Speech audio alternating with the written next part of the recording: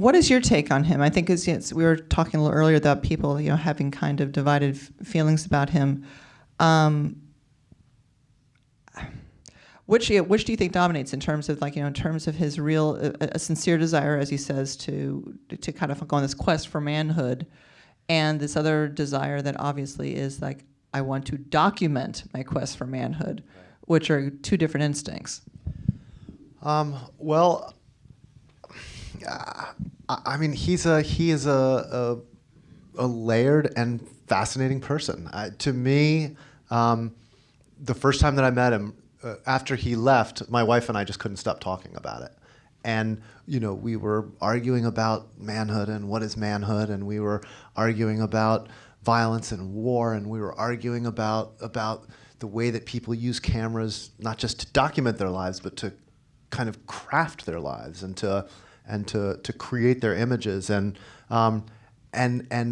different aspects of his story reflected on all of those different issues. Well, that was the thing I thought was really very interesting too, is that the awareness of what the camera is. I mean, it's not just him. It's like the scene. It's like the scene where the guy's like kicking down the door, and it's like, oh, we get the shot. Oh no, let me close the door, do it again. And so it's not just him. It seems to be, it seems. And in Libya, you've got these extraordinary shots. I remember when I just stumbled on this shot of somebody in the middle of battle spraying machine gun fire in the most high-minded job that somebody could possibly do. They're risking their lives to free their country from a dictator, and yet they've got 3 of their buddies filming them with cell phone cameras so that they can post it on Facebook and email it to their girlfriends. And I love that. I mean, and it's not just guys in this movie. I mean, it's probably everybody in this room. There are these, now that everybody has cell phone cameras and everybody has Facebook, we have all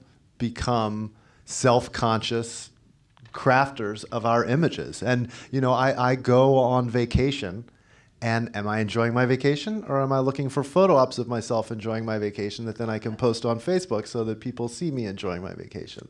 Or I go and take a walk in the woods with my kids. Am I fully present with them, or am I looking for that moment when the light comes through the trees that I can get a shot? Does a tree really fall in the forest if there's no one to Instagram it? So, in terms, how did you?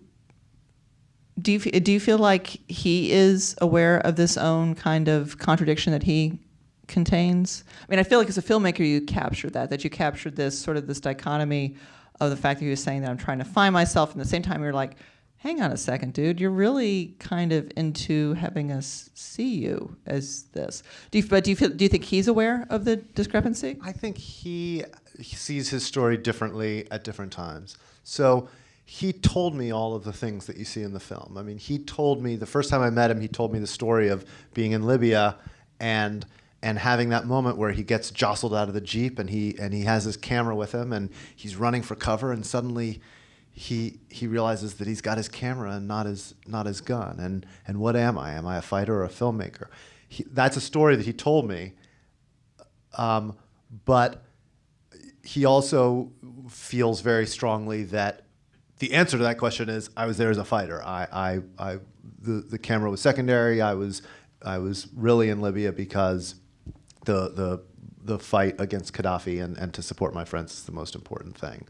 So I think like all of us, he's has contradictions.